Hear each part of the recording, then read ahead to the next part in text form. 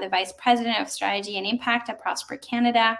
He's going to share some highlights from our 3-day learning series and leave you with an inspiring message, no pressure, Adam, to fuel our collective efforts and to help low-income Canadians recover and rebuild financially. So over to you, Adam. Oh, you're not here yet. What is happening? Can you try sharing audio and video again? There you are. Okay, let's see if that works. Here you are. All right, over to you. Okay, can you hear me? Yes, I can. Okay, awesome. Yeah, the first time it didn't let me share my video. So hi everyone. I have the pleasure of providing some remarks to close off the conference. And for those participating in ABLE for the first time, I wanted to remind you who ABLE is. So ABLE is a national financial empowerment network, which we consider you all part of. It's a cross-sectoral community of practice, which includes practitioners, financial institutions, researchers, academics, policymakers, and funders dedicated to reducing poverty in Canada through financial empowerment initiatives. So there's no formal membership. We all consider you here today as being part of this network because you care about these issues and all the work that you do. Prior to the pandemic, the ABLE Steering Committee hosted in-person conferences every 2 years. This is our first time doing a virtual event. And so we really look forward to hearing your feedback on how it went and how we can improve it in the future. And hopefully we can all be together again soon in person. Before sharing some of my closing reflections about the virtual series, I wanted to recognize a few people that made this event possible. Those that have hosted events like this before know it's a ton of work. So I want to recognize the Prosper team who have done so much work. Elodie Young, who you've met, Julie McFadden, Wendy Abbott-Searle, May Wong, and Shermeen Pegg, who've been the core team planning the conference. And obviously there's a lot of Prosper Canada and other helpers behind the scenes making this all possible. I next want to appreciate all the speakers and those that participated in booth chats. They were amazing. They provided such important insights and inspiration that I think are going to fuel us for the years to come. We're also appreciative of the sponsors who made this possible and accessible by making it completely free. These sponsors have shown a lot of leadership in supporting an event like this, and we look forward to collaborating with them in the future. And finally, thank you to all of you for participating, engaging, and all the work that you've done to support low-income Canadians through the pandemic, and also your continued support as we pursue an equitable recovery. So I've been tasked with reflecting on the ABLE virtual series, which is challenging because there were so many great insights shared. It's impossible to boil it all down. And so I'll share my insights, but I encourage you to also contribute. What were the ideas or insights that stood out to you? What are your main takeaways? Feel free to include your perspectives in the chat if you're willing to share. And then also, as I'm sharing my reflections, if there's anything that you want to comment on, add a +1, disagree, whatever you'd like. I think that's all fair game as well. So some themes and reflections that I am coming away with the virtual series about that I wanted to share. I'm breaking these down into 9 themes that have taglines. And so my first theme is what I'm calling aim higher, a country where everyone can thrive. And so I think some speakers really encouraged us not just to be aiming to help people get out of poverty, but rather we should be aiming to help all people thrive. And the point that many made is as a country as prosperous as ours, we have the opportunity and the obligation to figure out how this prosperity can be shared with all. So some of the main takeaways on what we should do with this insight is maybe measure not only how people are faring against the poverty line, but how Canadians are doing more broadly in terms of their financial health and quality of life. For those that are working in community, we might be able to reflect on how we might aim higher and think about our advocacy efforts and pushing for making sure that not everyone just gets by, but gets ahead and is thriving. And obviously policymakers control many levers that are going to help and support Canadians to thrive. So we look forward to working with them and co-developing solutions into the future. The next theme that I wanted to share is what I'm calling social determinants of health, wealth, and quality of life. So the broader concept of social determinants of health is well understood by many across the country, basically that non-medical factors can influence health outcomes. But we're now learning about how to help people thrive and achieve broader financial health and quality of life, there's so many interconnected variables that could either drive positive outcomes or could hold people back. Some of these are within people's control, but so many of these things are out of people's control. We heard speakers talk about how having poor financial health can directly link to worsening physical and mental health, and that the reverse can also be true. If you're dealing with physical and mental health challenges, that can also have a specific and impact on your financial well-being. So I think we've been using simplistic models to gauge how households are doing. For example, we often use income to see how someone's doing more broadly with their well-being, and financial institutions use things like credit scores to decipher if someone's a good customer or not. I think these models need to be expanded. We need to focus on measuring things like financial health, resilience, and quality of life, and figure out what are those drivers that are creating positive outcomes. Many speakers have kicked off this work over the last 3 days, and I think it's an opportunity for us to build on that work and take it to the next level. Even the federal government has made a commitment to developing a quality of life strategy with the Department of Finance. They're saying that they want to better incorporate quality of life measures into government decision-making and budgeting, drawing on lessons from jurisdictions like New Zealand and Scotland. So I think it's incumbent on all of us to seek how we can influence these efforts and ensure that financial wellness and resilience are included in these quality of life frameworks. For those that are doing research and evaluation on programs, let's dig further into this work and figure out where are these intersection points between financial well-being, physical health, housing, food security. Some of us have started to dig into these spaces, and we're starting to learn some really interesting things. One particular research project we're working on right now, where we're looking at people accessing tax clinics, we're screening people for their food insecurity, and we're realizing that a vast majority of people that are coming to these clinics are dealing with food insecurity. Other programs that have been evaluated have shown that if you provide people with financial help, it has a marked impact on reducing people's financial stress. So I think there's a real opportunity to lean into these spaces and figure out how we can explore these intersections a little bit more. We also heard from Ruth from United Way and others speaking about how funding often is siloed. We think about, funding exists in terms of health or housing or financial empowerment, but I think we could be thinking about and pushing funders to look at breaking down some of those silos and exploring the connective tissue between these social domains.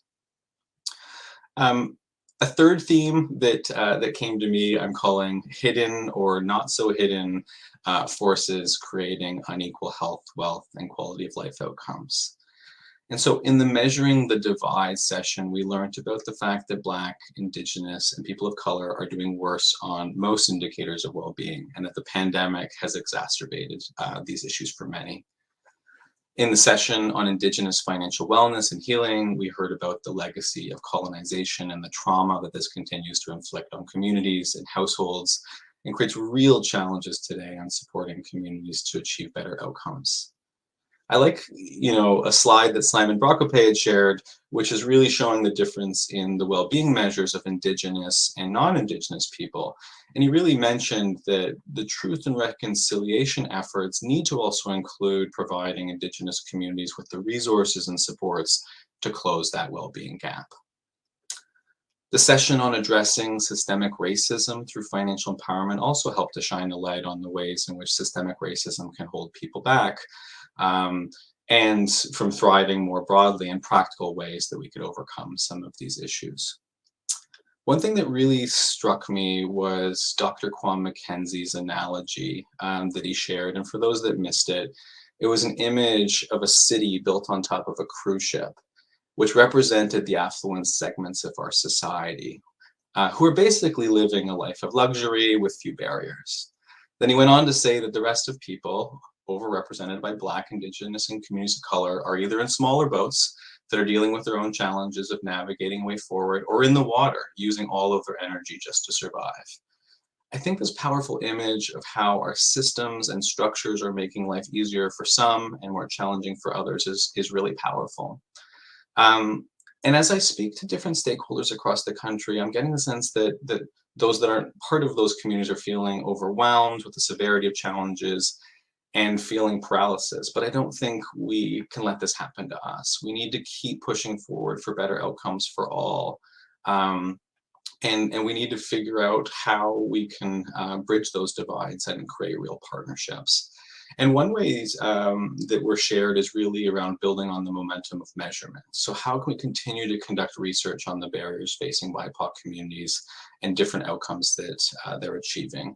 There's a whole body of work that's starting to emerge in the US around the racial wealth gap that's leading to really interesting action, both systemic and institutions and policymakers. And so I think we really need to sort of build on the work that some shared in this session and take it to the next level.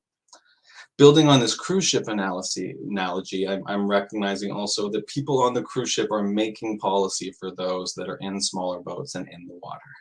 And so how might we ensure we empower those with lived experience of poverty or systemic racism or other forms of oppression to be policymakers, institutional leaders, and community advocates for a fairer, decolonized, and anti-racist society where everyone can thrive?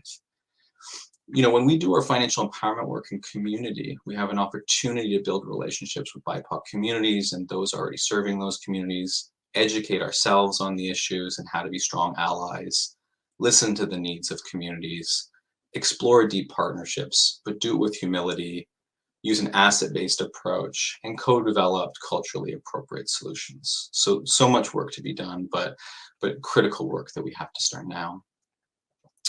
The next theme that I wanted to talk about is called human-centered social safety net.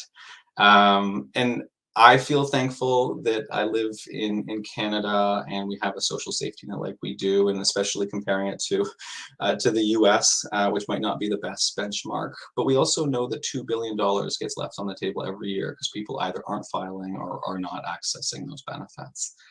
The barriers to tax filing and accessing government benefits are already well known. And some communities feel like they're going through a labyrinth to get to certain benefits.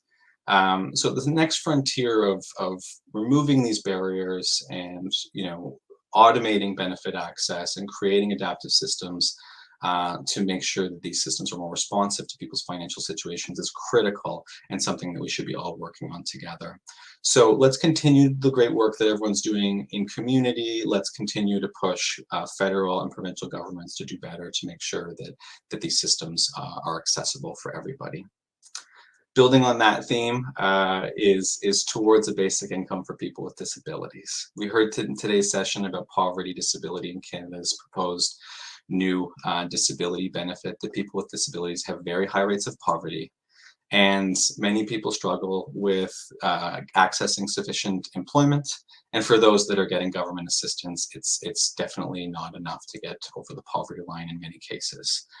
And so what we're learning with partners is how challenging it is for people with disability to access these benefits and the time and effort required. And so our friends at Disability Without Borders or Without Poverty are leading the charge in helping to overcome some of these barriers and really push for a Canadian disability benefit that's individualized, builds on the current social safety net, easy to access, adaptable to the changing nature of people's disability, and it has generous earning exemptions.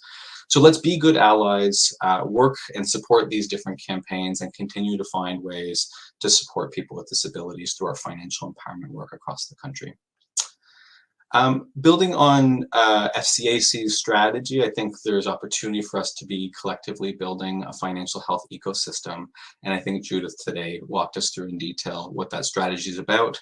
I think we support that strategy. We encourage everyone to engage FCAC and collectively use that as a roadmap to advance our work.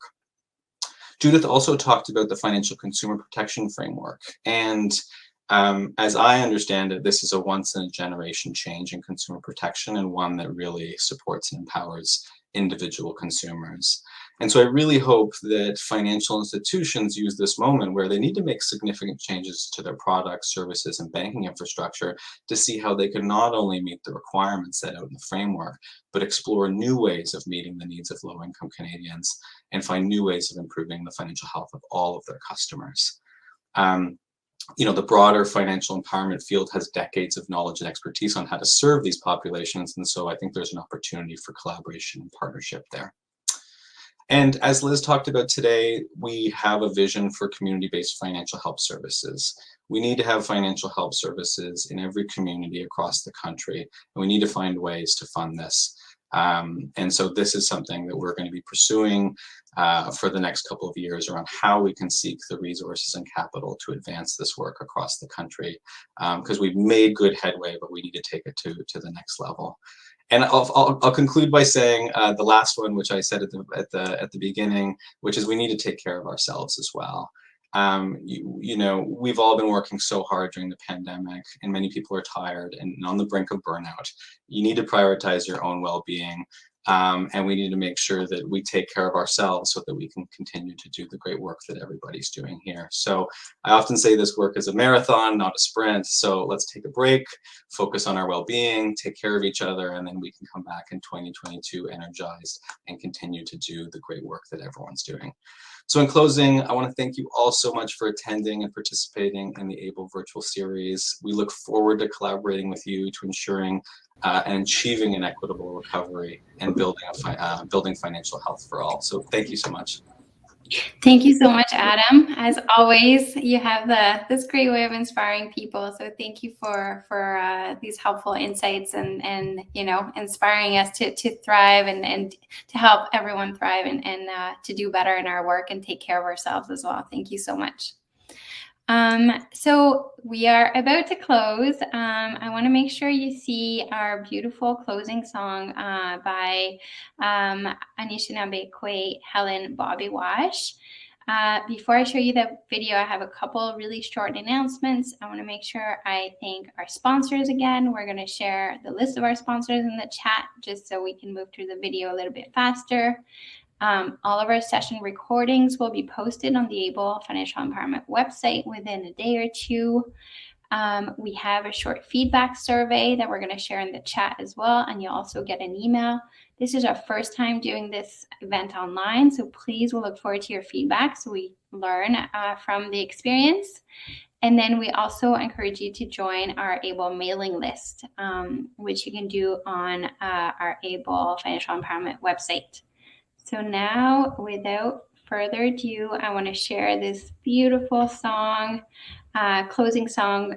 Once again, it's by Helen Bobiwash, who is Anishinaabe. And so here it is.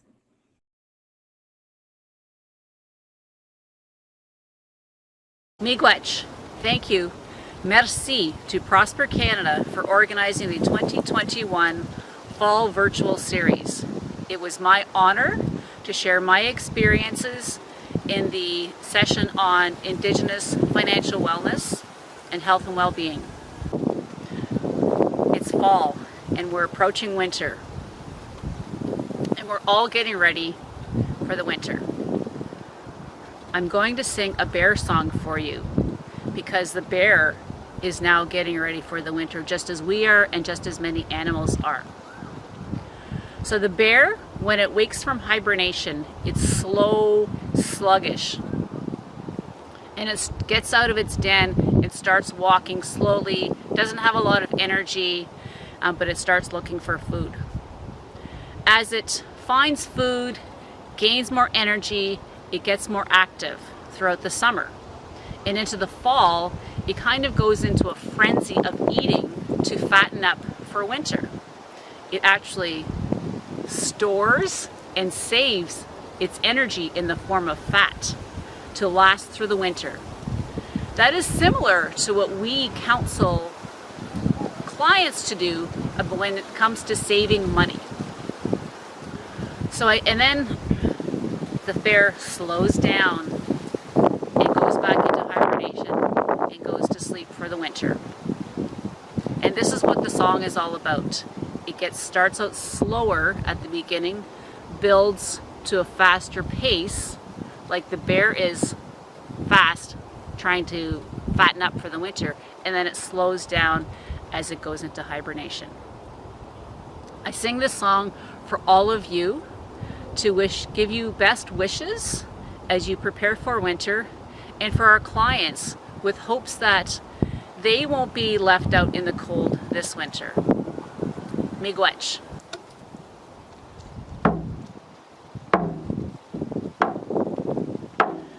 away, away, way higher, hey yo, away, away, way higher, hey yo, way higher, way higher, way higher, hey yo, away, away, way higher, hey yo, away, away, way higher, hey yo, way higher, way higher, way higher, hey yo, away, away, way higher, hey yo, away, away, way higher, hey yo,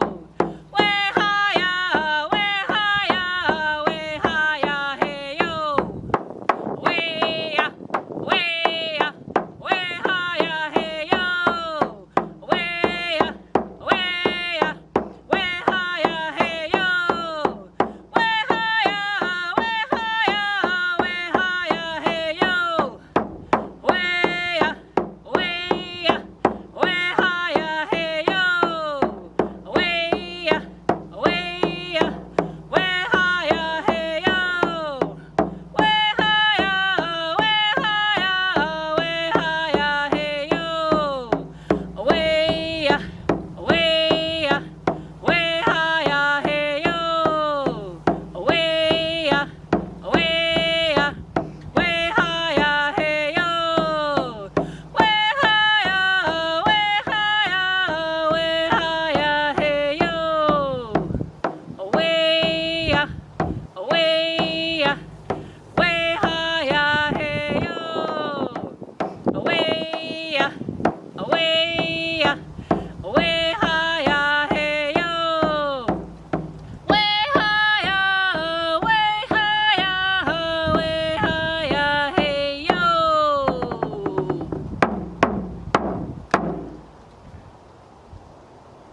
Make watch. Officially the end of our ABLE learning series. Thank you so much for joining us, and we look forward to more work with you. And yeah, thank you. It was great having you all for over these 3 days. Thank you. Bye.